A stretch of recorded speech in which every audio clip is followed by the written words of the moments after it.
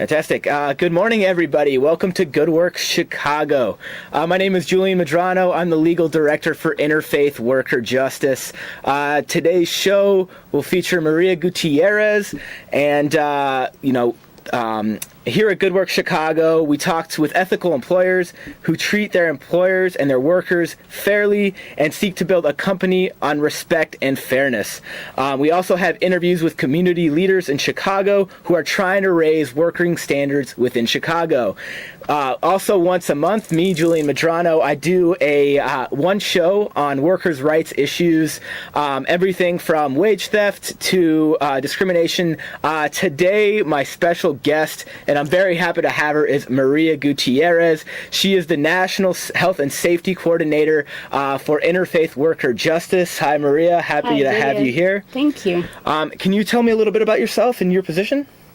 Well, I am the National Health and Safety Coordinator for Interfaith. I've been in that position for 3 years, and I have a master's degree in Occupational and Environmental Health from the University of Oklahoma, and I am working on my PhD on Occupational and Environmental Health here at the University of Illinois in Chicago.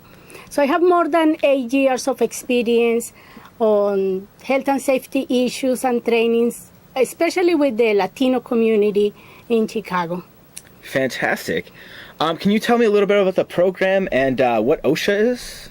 Well, OSHA stands for the Occupational Safety and Health Administration, which is a branch of the Department of Labor. And the functions of OSHA is basically ensure that workers have a safe and healthful workplace. That doesn't happen as often as it should be. A lot of the workers, and with the wage theft clinic, there are a lot of unethical employers, and there are several studies that show a correlation between wage theft and unsafe workplaces.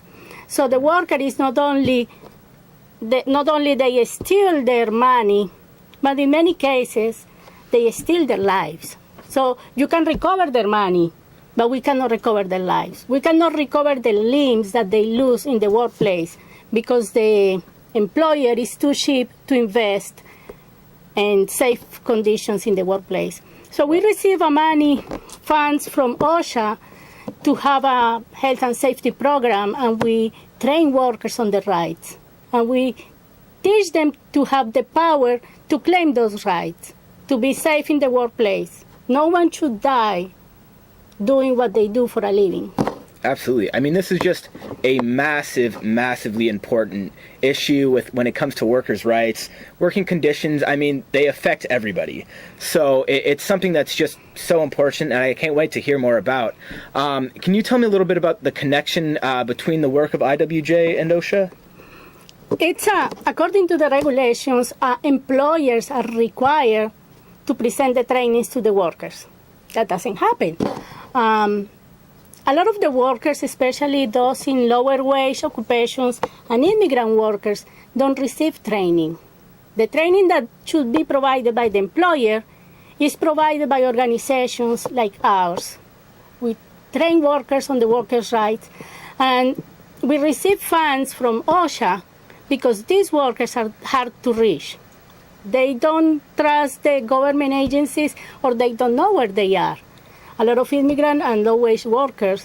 So we teach them about their rights, and then from there, they take action in claiming those rights. Okay, that's great. Could you tell me a little bit about what does the health and safety program do more specifically?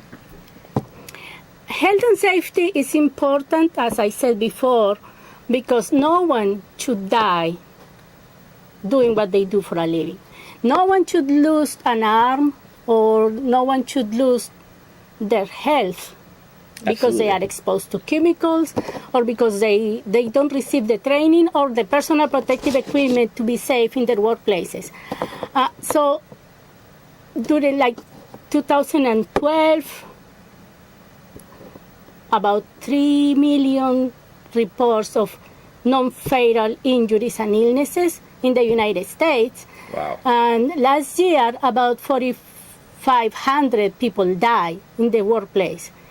All those injuries and fatalities are preventable. So we shouldn't include the cost of a worker's life into the cost of production. We should prevent all those events. So we do mainly trainings to the workers and also actions that lead to legislative changes. Fantastic.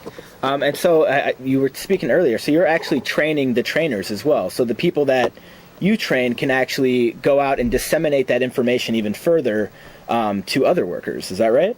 Yeah, the most effective communication and the most effective referral come from the own workers. So when a worker leader or a community leader is trained on workers' rights and how to teach other workers, then they become these leaders that care not only for wages or unfair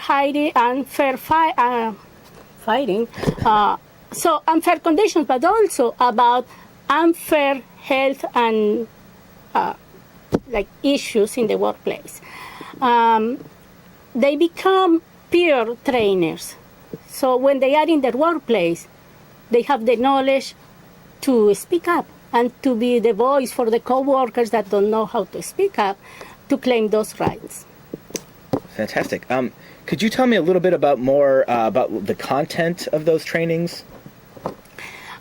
Basically,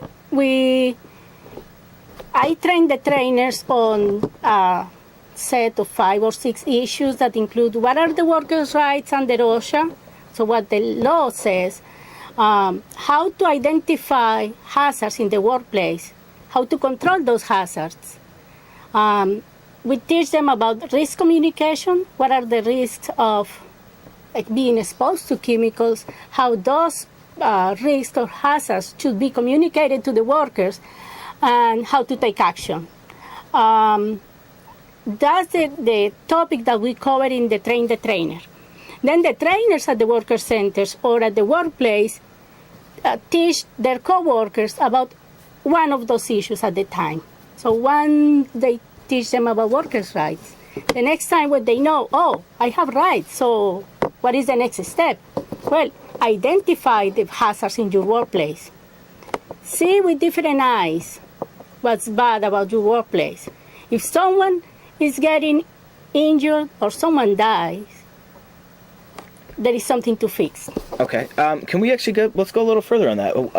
What are some ways that individuals who are, working at a job can better spot themselves identifying some of these conditions? Like, what can the regular average worker do? Well, we say common sense, apply common sense, but the problem with safety is that common sense is not that common. So we think we know, but we need to pay attention and be aware that what we're seeing is not normal. It's not normal that the machine is malfunctioning, because usually after an incident or after a fatality, the first thing that workers say is, oh, we knew that was going to happen. Like we knew, we told the supervisor, we saw it coming, we couldn't do anything. We told that worker to be safer, to use the personal protective equipment, and he didn't. But that worker, I'm sure no worker goes to work planning in losing their lives. Absolutely not. So when they lose their lives, because they had something that is out of their control and make that happen. So when they are aware of the hazards related to each industry, then they can be alert to do a hazard mapping. Okay. What is that exactly? It's like a blueprint of your workplace, and then you point to the sites where workers had accidents, where even minor accidents. Then you say, okay, this is a place that needs some fixing. When the machine is not working, if you don't receive training, then you read the machine instructions, and usually it says, be careful with this, warning, don't use this without the protection or without the cover. So it's basically reconstructing what they already know, but doing that with intention. And then at the same time, when they have the map, they say, okay, so what is the most important point to control now? So is the problem that is affecting more workers, or is the problem that affects 1 or 2 workers but they can die? So they start like setting priorities. And then they say, okay, we need to negotiate. Talk to the supervisor. I advise them always, come with the problem and with the solution. Suggest the solution to them. And if anything fails, then put a complaint to OSHA. And OSHA can do an inspection of the workplace and see what can be fixed and what cannot. Okay. When you do make an OSHA complaint, you cannot be fired for making an OSHA complaint. That is retaliation, and that is illegal. We have the number here for you for OSHA itself. The national number is 1-800-321-OSHA. And the regional office here in Chicago is 312-353-2220. Again, that's 312-353-2220. And if you're having any of these problems, it is absolutely important that you do call OSHA. Otherwise, nothing's going to change. And so, Maria, can you tell me a little bit of the industries that we're kind of seeing these problems that they're most prevalent in? All the occupations have some risks associated. Yeah. So there are occupational exposures in all the occupations. Even if you're sitting in a desk all day long, you're not completely safe, because you can get like musculoskeletal problems, like you can get carpal tunnel syndrome or any other problems. But industries like have the highest fatality for immigrants and low-wage workers are construction. Basically falls. And a lot of the fatalities and the injuries in the workplace happen in the first day in the job because they don't know the workplace. And we have a population of workers that are day laborers, and for them, every day is the first day in the job. So they have that risk on a daily basis. They do different jobs. Even if they tell the employer they are not qualified to do their job, they are forced to do it. Yeah. Sometimes different type of pressure, but for fatalities, construction work is very high, and for injuries, non-fatal injuries, we have restaurant workers get a lot of burns, cuts, and amputations. Nurses, we have the Ebola case, and nurses are exposed to infections, blood-borne diseases, or problems to their backs because they cannot carry the patients and they are asked to do more physical work that they should. So different occupations have different risks.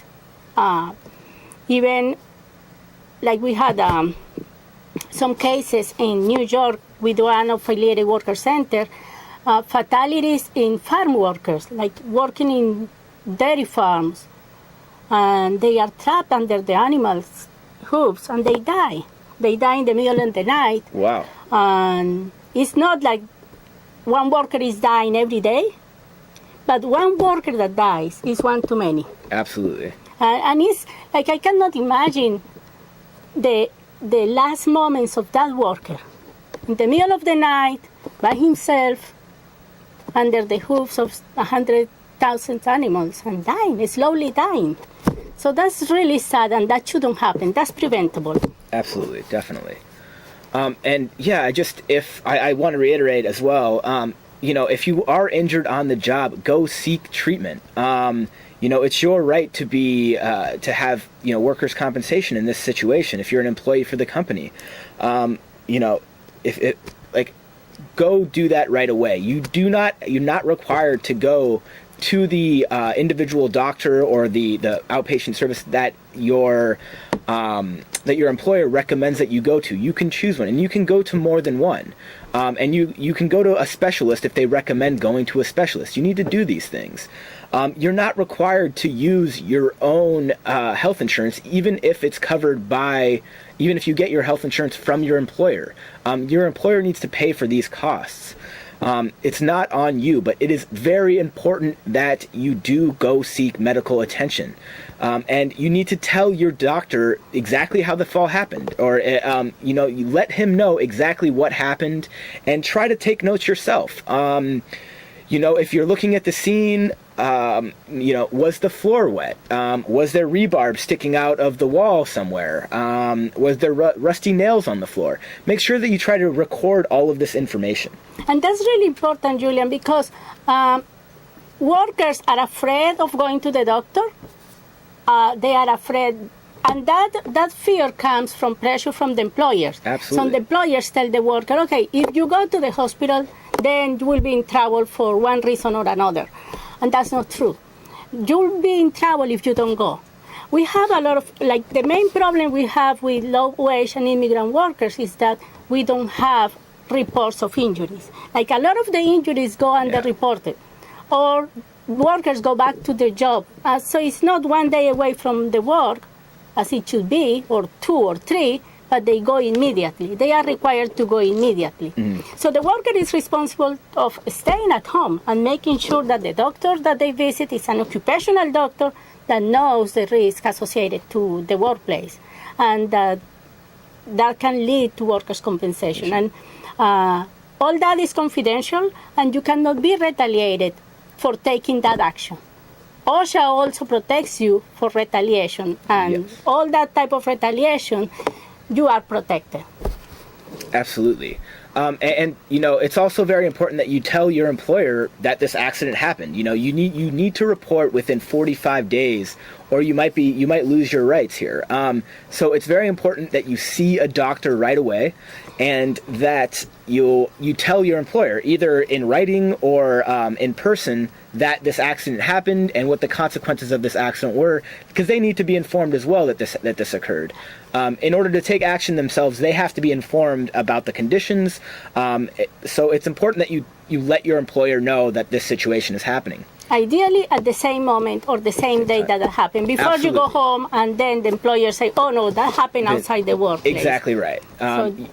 Let your employer know right away that the accident occurred and that you plan on seeking medical attention as a result of it. So could you tell me any more stories, in what other industries? I know in the poultry industry there's some pretty bad conditions that you see that have to do with operational health and safety. With the poultry industry, one of the main issues is ergonomics. So it's problems to the body through repetitive motion. So in slaughterhouses, on the processing plants of chickens, the workers have to do exactly the same movement several times during the day, even if it is wrapping or cutting, and that affects their wrist. I heard stories of women that cannot lift their child when they got back home because the pain in their hands. Some industries are doing they ask the workers to take painkillers before starting the shift. Really? Wow. So that's the preventive treatment that they are doing. Of course, that doesn't work. That's it, because they are also exposing them to the side effects of the medicine. Yeah, absolutely. So that's one of the main concerns. But we don't have a lot of the reports on injuries because workers don't report them. So we need to make sure that we follow through reporting and making sure that the report says, this happens in my workplace.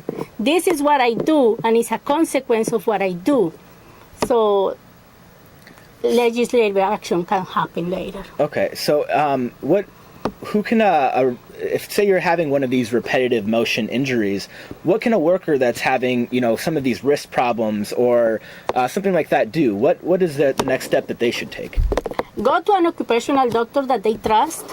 Not all the doctors know how to identify that as a occupational injury. So an occupational doctor will know because they will ask you about your medical history, about your working history. One worker told me that the carpal tunnel syndrome ran in her family. That all her family worked in the poultry plant. So it was occupational for the family. Yeah. So make sure that you visit a doctor and that the record shows that it was occupational. Then the regulations say you have to take breaks in your work, like breaks from the motion, And Yeah. you could be in the workplace doing something different, but getting a break for the same repetitive motion. So it's not that you have to go sit in the but even, just do something that is different, that change maybe your stretch rhythm. stretch your wrist out, or I don't know. I'm sure There are some exercises that they can do, in the workplace. So those are for the poultry workers. Okay. Is there any other industries that you can think of that would require that you think people out there should know about and know some of the risks about?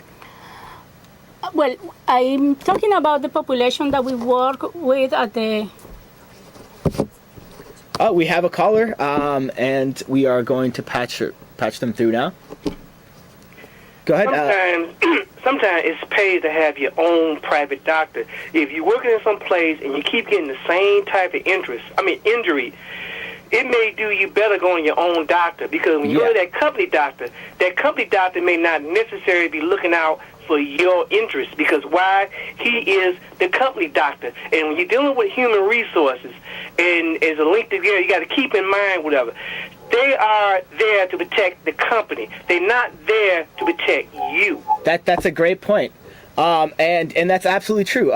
Sometimes these doctors have relationships with these companies, and they're not exactly looking out for your best interests. And that's why we mentioned earlier that it's important. You can go see your own specialist. You can go find your own doctor if you're having these injuries. You are not required to go to the doctor that your HR recommends that you go to. That's not required. So that's thank you for calling. That's absolutely true, and that's definitely important. I remember the case of mine workers with the black lung.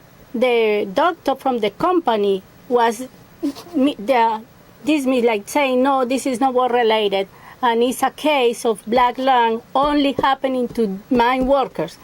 So, but for years and years, he just disregarded that condition as work related. Yeah. Now he's in jail, but...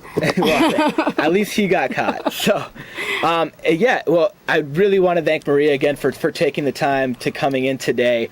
It's a hugely important situation. I mean, you need to know your rights as a worker, and, operational safety and health is hugely important for everybody. Whether you're an office worker, construction worker, you worked in a poultry factory, it doesn't make a difference. It's hugely important for you. Again, the number for OSHA, the mid-regional office, is 312-353-2220. There is a time limit when you're filing complaints. You need to file 6 months after the violation occurred, or 180 days after the violation occurred. Again, that number is 312-353-2220. Additionally, if you are, as we mentioned, oftentimes if you have terrible working conditions, your wages are also being stolen from you. So we at Interfaith Worker Justice, in collaboration with the Chicago Lawyers Committee for Civil Rights Under Law, have started Chicago's first free wage theft legal clinic, and we have a hotline that you can call. And the number is 773-998-1320. Please call if you don't reach anybody immediately. Please leave a message with any information that you have about your case, and somebody will get back to you within 24 hours. And so if you're having any problems with wage theft, please give that number a call, and we can let you know what your legal rights are and if there's anything that we can do to help you out, and we will set an appointment to meet up with you sometime in the future. Thanks again, Maria, for coming in and today. It was a real pleasure, and I really learned a lot. Thank you very much. And I hope you out there also had an informative conversation and you were able to learn a lot. And if you have more questions, call IWJ. Absolutely. So have a great day.